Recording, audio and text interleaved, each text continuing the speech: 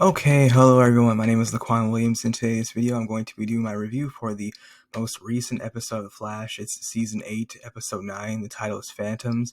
The show will be back on next week for the the episode continuing after this, which will be season 8, episode 10, titled, it's right here. I actually have the trailer. It's called Reckless. I have the trailer for the YouTube video for the trailer on TV promos, the YouTube channel right here. It's why you can see it. I usually put them in the description of the videos to show in case anybody wants to see them for that. And also the Superman and Lois show, and also any other CWTV DC comic book related shows on there, which is obviously all a part of the Arrowverse. So Legends of Tomorrow, The Flash, Black Lightning, Green Arrow, and that's basically it. Yeah, so then Superman and Lois is on hiatus. They'll be back April 24th, I believe. So about 3.5 to 4 weeks for the next episode, which we just saw most current one a couple days ago, obviously. But the Flash is back, and this week's episode was actually not very good compared to last week's episode.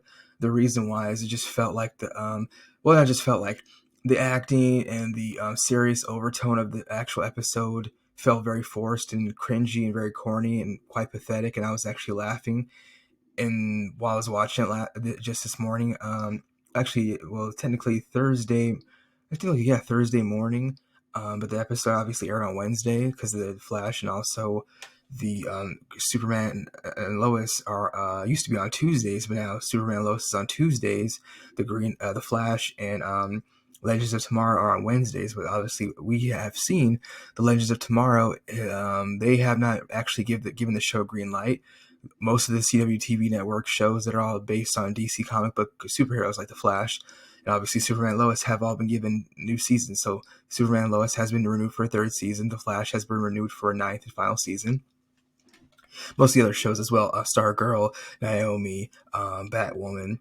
But Legends of Tomorrow has not been renewed for another season. Walker, Texas Ranger, which is Jared P. I don't know how to say his name right, but it's Palatinki. I don't know how to say it right, but you know who he is if you ever watch Supernatural in any season. He plays Sam Winchester. He has his own show, obviously, on there.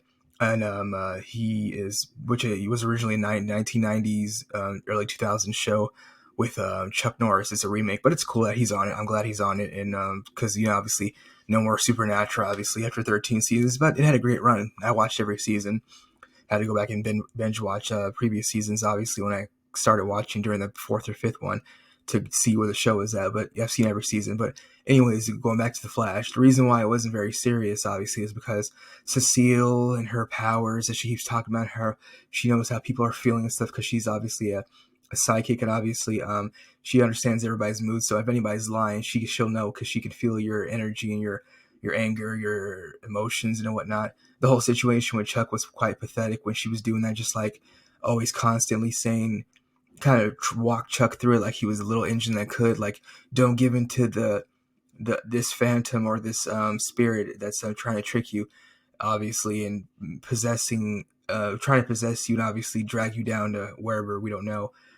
The Black Flame, the Phantom, which we all believe is probably a different version of Robbie Amell's character Firestorm, which is evil in this season of Flash, because they said he was coming back, but he has not been shown yet. More than likely, he won't be revealed, obviously, until another 2 episodes, which we'll see the different version of him. I forgot what it's called. The evil version of Firestorm that's going to be obviously on the show, but he is supposed to be there, so he's obviously a metahuman who has fire-like abilities and powers, and obviously this is what it's looking like, a different version of him, which is a sick and twisted evil version of him, obviously, is not going to be on the show. Obviously, very conveniently, Caitlin Snow was not on the show, but Killer Frost was in this episode. They said Caitlin Snow was with her new boyfriend, and they were going out on trips, having fun together, randomly, while the whole entire team's trying to find out who this Phantom is and who's obviously killing people. Obviously, framing Jocko, the guy from last week who was trying to get his son back, who obviously is a metahuman who has fire-like abilities. But yeah, that was pretty weird. So, because Barry brought it up, we needed your help, Chester. We need all hands on deck because Caitlin's not here. I think Chester asked Killer Frost where Caitlin Snow was at, and that's when Killer Frost revealed to the whole entire team, including Chester, I guess, in case the rest of the team didn't know, which is obviously Cecile and Allegra. And Iris wasn't there. She was at her office with it was a Cecile, Killer Frost, and Chester. Actually, Allegra was there. This is before she went to the CC the Central City Media news studio that obviously her and Iris work at, where Iris is the boss, obviously, of their newspaper / investigative journalism business. She told Killer Frost told Chester and everybody that Caitlin Snow is on a basically vacation with her boyfriend randomly, while, like I said, they're trying to investigate this phantom who's killing people. She just randomly is not there, but Sue Dearborn's there. I thought that was very weird. Sue Dearborn's back in town. No mention of Ralph Dibny at all, the elongated man. They kicked him off the show a couple of years ago. The actor had racist tweets on his Twitter account that were revealed. He hasn't been on the show since then because he was fired. They haven't replaced his character. There's no mention of him. And Sue Dearborn is just randomly back to talk about how her life has been so hard that she's running her family's Fortune 500 company. Woe is me, while her family, or her mom and her dad, her parents, are in white-collar jail. So that's what she came to talk to Iris West, Alan, Iris, obviously Barry's wife, and of course, there's been an issue with obviously her in this episode. I'll get to that in a minute. She talked to Iris West and obviously Allegra about how her life's been, everything. Had a story for them about a Central City Phantom, which is a girl who is like Kitty Pryde from the X-Men. She can walk through walls, and they where she's at, and some other part of the city, obviously, there's not really any metahumans down there, so Sue Dearborn told Iris West and Allegra about that for their story, and Allegra decided to go. Iris decided to obviously overrule her as the head of the whole entire news media outlet, and she said, I'm going to go, because she's trying to get away from the fact that she's worried about what's going on with her slipping through time with Black Matter, and obviously this whole situation with Dion, who came and he checked on Iris. He said everything's fine. Then the next thing you know, he comes back at the end of the episode. Obviously, he says, "It's not looking good for you." So apparently, her Iris West is going through memory lapses. She's forgetting stuff. Things are disappearing. So some type of temporal energy around her is obviously affecting her. So I don't know if what's going to happen if Dion has to place her in some type of time barrier, or place her in another different timeline where she actually can survive and live, where she obviously won't slip through time. Her body won't disappear itself, and she'll be faded out of his existence. That's basically what's going on with that. So the whole situation with the young girl, I forgot her name. I think her name was Tenya. Allegra. Excuse me. Sue Dearborn and Iris West found her. They told her they can help her. She said that she didn't need their help. Leave her alone. Back off, basically. They ended up eventually finding her and tracking her down, and she's looking for her mom, who's been missing for years, and she was placed in foster care. So that's a side mission where Iris is helping this young girl out, which really doesn't have nothing to do with the actual story itself this season. Not just the first 5 episodes of this, The Flash, which is season 8, obviously, which they're currently in. The last season will be season 9, which they got renewed for. The first 5 episodes were the Armageddon 5-part series. 1 through the first 5 episodes of the season were that, basically, where Barry was trying to take down Despero, a demigod, and prevent Armageddon, but the demigod Despero told us, The Flash, you're the reason why this whole entire thing is happening. You destroy the world. I have to stop you. It's obviously over with, and that was not true at all. It was a Reverse Flash, who created a Reverse Flashpoint and framed Barry, obviously, for everything, to get him back and obviously take his whole family life and reputation away from him, and cause Barry to go mad and lose himself, obviously. So Sue Dearborn hasn't been back for about 9 to 10 episodes this whole season, obviously, just currently. The last time she was seen was season 7, I think episode like 13 or 14, I don't remember, but she hasn't been on the show in basically months. Randomly pops back up, talks to Ralph, and doesn't talk about Ralph at all. Elongated man, Ralph Dibny. He was dead. No replacements for him. He's not being talked about. So it's kind of like the situation with Cisco, Ramon, and Camilla. We still haven't seen what they're doing in their life, even though the characters aren't no longer on the show, the actors, but they're still going to be there in the story. They'll just be back in this season, probably for a couple episodes, and the next season, obviously, which will be the last one, for a couple of more. And they'll probably have to get Cisco's help somehow, but Cisco's working at Argus. We still have not seen him, obviously, at his research and development. He's the head of the department there in Argus, working with Lila and John Diggle. We still have not seen that, so I guess they'll eventually get to that when the season show is actually over within the next year or so. And the Ralph Dibny situation is done with. They're not talking about that. It's dead and gone. So we'll see what happens with that. Yeah, so the side mission with Iris West Allen and Sue Dearborn helping out. Obviously, the young girl's irrelevant. This got nothing to do with this. The Phantoms, the Black Flame Ghost Phantom, who is this metahuman who has flames, fire abilities and powers, and obviously Barry and Killer Frost couldn't stop this person from producing this flame. Barry tried to use his super speed to create like a wind solar power, which is what he usually does to put out fires, but it did not work, obviously. Killer Frost tried to use her abilities, which is obviously ice, cold based. That didn't work. Allegra did talk about keeping Chester safe, but she never used her powers when the Black Flame attacked them. And it was like they were basically done, but if it wasn't for her hitting her distress beacon on her cell phone, Barry Allen got back to the Central Star Labs and saved them, but he couldn't do anything. But the flame, all the smoke, Black Flame, it disappeared. Chester and Barry Allen got the flame actually captured in this nice, like, futuristic tube that Chester said he got with Ray Palmer, who's the atom that they produced months ago. Secretly, nobody knew about it just right now. And Barry told, obviously, Chester, where can you get it? He phased back to Star Labs, and Barry got it quickly in like less than 30 seconds. Basically, that's what happened. How it was able to get out of that containment unit, the tube, we have no idea, but it just happened magically. The whole team alluded to the fact that whoever's controlling the flames is actually not remotely at the crime scenes. They're doing it actually not physically there. They're remotely around the area, but they're just not physically there, but they're still controlling the flames from a distance close by, probably a 10 to 15 mile radius. Chester produced some type of app to help the whole entire team Flash figure out when the actual temporal energy, or I guess you could say negative energy isotopes, I don't really know specifically, when the flames pop up around the city, they'll know about it. That's actually what happened. Chester's app worked. Barry got to a crime scene at a house, a studio. A teacher was killed, and the flames were all around her and disappeared. Her body was burnt to crisp. Barry got there just before it was too late. Obviously, he was obviously too late. And he saw the flames disappear, and that's basically what happened.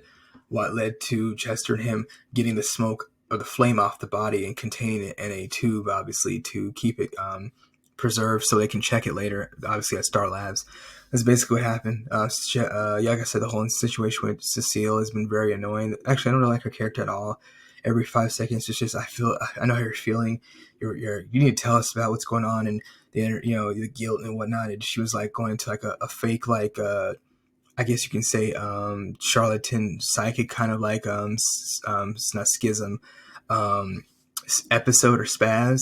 That's how it felt like when she was like, oh my God, Chester, like you need to like let this go. It's the only way. Like I was just like, I didn't take it seriously. I was laughing. I'm like, this is comical. Just like Allegra saying, I'm going to help you out, Chester, and keep you safe. And she didn't use her powers to do anything to actually stop the Black Flame. I'm like, I'm sure you could do something since you actually have metahuman powers. She didn't do anything at all. But she mentioned that she was going to help Chester. But when they got attacked by the Black Flame, she didn't use her powers at all. She called Barry to step in and help them. And he ran back to, the Flash runs. He ran back to Star Labs immediately and tried to stop it and put the smoke out with the flame, but it didn't work, obviously. So that's what happened. Sue Dearborn coming there randomly and not really doing anything, but just telling the team about a random metahuman in another whole entire part of the city on the west side. Really had nothing to do with anything. I thought that was kind of weird. It was basically weird. Sue Dearborn's just randomly back and, hey guys, I have a random metahuman case for you guys. I thought that was weird. And then obviously the whole situation with Caitlin Snow, who was not there at all. I guess she didn't think helping the team out investigate the Phantom situation was not important. And even though she was there last week, arguing with her, obviously Killer Frost, and then her and her boyfriend were talking about, it's okay, let's just leave. Now they're on vacation and she's fixing her relationship with him, but the rest of the team, I guess, doesn't need her. Conveniently, obviously, since her character is going to be used to date, obviously, Firestorm. She wasn't there, but we know what's going to happen, obviously. Eventually, she'll be confronting him and saying, Rob, I thought you were dead. Obviously, he's not. And we'll see what happens with that, obviously. But it's just really weird. Like I said, every time I watch these episodes on these shows, I always say and look to see who actually was not in the episode. What did they say on the episode previously and early on? to contradict what they said, but obviously at the end, because it really didn't make sense. Like I said, Allegra's like, I'll help you out, Chester. She didn't use her powers to help him out at all, or herself, and they actually almost died by the black flame. So that was kind of weird. You say you're gonna help him out and yourself 10 minutes after you guys were attacked by the black flame / smoke, but you didn't do anything with your powers. I thought that was really weird. The whole situation with Iris and Sue Dearborn teaming up to be like mystery team, like Scarlet Sherlock Holmes and Watson to help this girl metahuman randomly makes no sense and it's weird. But apparently that picks back up right next week on the episode of The Flash, which will be season 8, episode 10, titled Reckless. So that will be tied up after that. Sue Dearborn and Iris West are going to help this girl find her mother. Then after that, I guess she's going to go back to Dion and figure out what's going on with her whole situation, with her being basically having all these, like I said, not the isotopes, the temporal energy or everything that's going on around her, obviously. So that's causing her to have memory lapses after she obviously went through the whole situation trying to stop, I forgot what the villain was, but trying to save her dad, obviously. And that's basically what happened, when they had to go back into the past and obviously change some things and try to figure that out. But the episode was okay, but like I said, compared to last week's episode, it wasn't that great. Chester's dad, that whole situation was basically weird. So basically, this whole black flame situation with the villain, he obviously it's Firestorm, the different version of him. He is controlling the flames, and what he does is he uses people's guilt and their sorrow against them to basically trick them into basically, I guess, taking their souls or possibly hurting themselves, because Chester felt guilty about his father, and when his father died in a car crash, obviously he wasn't there to help him or see him before he died. And he said he died alone. It was all my fault. Chester said, I saw my dad's face. He's the one that's doing this. It was obviously very weird because we were all, if you watch the episode, we are like, why would Chester's dad be randomly killing people 20 years later from the grave for no reason, and obviously haunting his only child? Very weird. But at the end of the episode, towards the end of the episode, we saw the black flame spirit took the form of Chester's dad, and we saw him, and Chester was like, no, he felt guilty, but obviously Cecile and Allegra kept saying, that's not really your father. This is a trick. Don't listen to them or the black flame, this person. Don't listen to him. Obviously, that's what basically it was. So it's going to use black flame, like I said, Firestorm is going to use his the guilt of everybody to turn themselves and basically not turn everybody into turn everybody on each other. He's using everyone's individual guilt to basically turn on themselves. No, I would say feel basically feel guilt, not feel guilty. You have to not also to feel guilty, but to basically become their own worst enemy. Basically, drop down into sorrow, which will allow him to take control or somehow. I have no idea, but we'll see what happens. Continuing on when the show comes back on next week. Like I said, the episode was okay. Last week's episode was better when the Flash was helping Jocko reunite with his son and figure out what's going on, obviously, continuing on with this whole Phantom situation. But like I said, it was okay, but like I said, last week's episode was much better. That's what upset me. Sue Dearborn randomly popping back up and to talk to Team Flash, even though she's not there to help. That's number one. Number two, Caitlin Snow wasn't there. She was hanging out with her boyfriend on vacation when she should have been helping the whole entire team out. And she knew the severity and the seriousness of what's going on. Killer Frost is not the scientist. She is, so she could not help this team. Besides, obviously, her helping Barry out in physical combat to take down the Black Flame. Number three, the Ralph Dibny situation still has not been talked about at all. So that's what, obviously, I don't like about this episode. That's the third thing. The fourth thing is obviously Cecile with her episode, psychic, charlatan, fake episode, as she has obviously all the time with her going into, oh my god, my powers, I can feel it, and that's really getting annoying. And I really like her character. I like Captain Kramer as well. I didn't even like the guy who played Draco Malfoy on the show a couple of years ago, who played with Barry as his lab assistant. I didn't like him either. Ralph Dibny was okay. Chester's cool, but he's not Cisco. I know that's what he's there for, obviously, to be his replacement, but it's not the same. It's really forced, and he tries too hard. Cisco was more authentic and basically just like laid back and chill, Chester's running around doing live blogs and stuff with his fans, but that's who his character is, obviously. That's just how it is. I didn't like the fact that also number 5, I guess you could say, Allegra didn't use her powers, but she said she was going to help save herself and Chuck if need be, but she didn't use it 10 minutes prior to what happened. That's basically it. I don't have it. Oh, Chillbane wasn't there again, so but he's only hanging out there. He's only there to hang out with Killer Frost, and they go on dates. Like, apparently he's not there for anything else other than to be her main squeeze slash boy toy slash boyfriend. That's basically it. Oh yes, and the Iris West situation with her and Sue Dearborn helping Tenya. I thought that was just really weird and random. She's like, well, I'll help you guys out because that's going to make me forget about my whole entire situation with me basically slipping it through time itself and losing myself and being faded away from existence. Even though at the end of the episode, Dion came back and told Iris, yeah, things aren't looking good for you. I don't know what I can do. I'll go talk to the Strength Force and my whole entire, all my siblings, and see what they can do to help me figure out how we can save you. So I thought that was really weird. And how it's going to continue, obviously, back on within next week's episode of Flash when it picks back up. Obviously, Iris and Sue Dearborn are still going to help that girl, Tenya, the Central City Phantom, who can walk through walls like Kitty Pryde from the X-Men. She's going to help them. They're going to help her find her mother. And then she's going to still talk to Dion about what she can do to save herself as well. I don't know, it's weird. Captain Joe West actually obviously is not really doing much, but talking to consoling his family. He's helping Barry look at evidence. He's supposed to be doing, like, I guess, his own side projects as an investigator now that he's retired from the Central City Police Department. No longer the head captain. Captain Kramer's there, slash Kramer. I don't like her, never liked her. Now she's great and cool because she's a metahuman and admitted it, even though she tried to take Killer Frost down. Give her the cure, put her in jail for the rest of life, take her metahuman powers away from her, and she was the bad guy. Now she's the good guy and the victim as well. After she almost got killed by her former partner, Captain Joe West helped her out, obviously. Then he retired after they got hunted by this guy in the woods. So that's basically it. But like I said before, that's been my review. That's been my review for the episode of Flash. I just wanted to point out those are the things I actually didn't like. Last week's episode, I actually had no complaints really at all. Besides, obviously, the cop pointing the gun at Jocko, the metahuman gun at him, even though he's a metahuman. She didn't use it at him at all. She still had it pointed in her hand. She still was holding it in her hands the whole entire time, but didn't stop him at all. Obviously, and just kept holding it. It was really weird with the social worker there. Also, it was obviously very weird. Jocko obviously was framed by the Flame bad guy, Firestorm, for taking out those people, but we never saw the Flame do it. We still saw Jocko's face do it. So I'm like, is this Black Flame new version of Firestorm a shapeshifter in some type of way? I have no idea.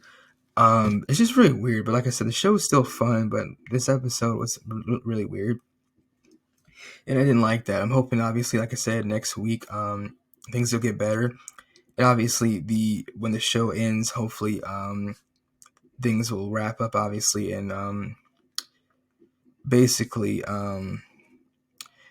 it'll just be fun, like I said, not fun. It'll just be it'll be full circle because, like I said, this whole situation with Cisco, obviously, and Argus. So we'll see what happens with that. But I'm trying to look right now. So basically, I'm looking right now. Evil Firestorm is called Deathstorm, the evil version of him. Basically, his alter ego is Ronald Roy, or Ronnie. Martin Stein, Jefferson Jackson, obviously. But the evil version of him is Deathstorm. It says Deathstorm is was the Mirror Universe version of Martin Stein, whose obsession with death consumed him, and he has become a member of the crime syndicate. So I guess that might be the evil version of death of obviously him. But obviously Martin Stein is no longer around, so we'll see what happens with that, obviously. Yeah, actually, excuse me. This is what I'm seeing on the DC Fandom database. It says, despite him trying, after Ronnie Raymond was revived at his time. Excuse me. Let me look right now. Okay, I have it right here. Okay, after Ronnie Raymond was revived at his time as a Black Lantern ended, Deathstorm merged with the Firestorm Matrix itself. With Ronnie Raymond's life restored, uh, he attempted to go back to live his normal life, but was often plagued with visions and memories of his time as a Black Lantern. Despite him trying to tell Jason he wasn't in control of his actions, Jason still blamed and hated Ronnie for the death of his girlfriend. Ronnie's visions got more intense, and as an incarnation of Gianna entered his room and began to strangle him as a friend of Ronnie's came in. She exploded, leaving a layer of salt through his room. Due to reasons out of their control, Ronnie and Jason had to fuse to become Firestorm, but often the two had heard a voice, who they thought was the other mocking them. Both hearing the voice at the same time, Ronnie and Jason realized they were not alone. There was a third personality in the Firestorm Matrix, which allowed them to fuse together to become one, which is Firestorm. They went to Professor Stein with their concerns. The professor told Firestorm of the true nature of the Matrix and its true power. He told them that their Matrix was essentially a second Big Bang, and if they were to cause a disturbance in it, the entire universe would be destroyed. Professor Stein told them if it were to happen, all that would be left, only them two would be left. With that third voice chimed in, saying, "In me, righteous." Black hands began to emerge from Firestorm's chest. Separating Ronnie and Jason, and all that remained was a newly emerged Deathstorm, the first Black Lantern to return. Deathstorm then introduced himself to Professor Stein, who begged Deathstorm not to kill Ronnie and Jason. Jason's basically Jax, but obviously there's a different. His name's different. I guess they changed it from the comic book version. I guess Jax is black. I don't know if Jason's black himself, but I'm looking at obviously his abilities and powers: density control, eidetic memory, energy absorption, energy projection, flight, enhanced vision, molecular reconstruction, phasing, cycling, regeneration, self-sustenance, yes, superhuman durability, superhuman strength, transformation as well. So he's very powerful, obviously, and so we haven't seen I guess you can say the full depths of his power yet. So he's going to be very hard for the whole entire team to beat.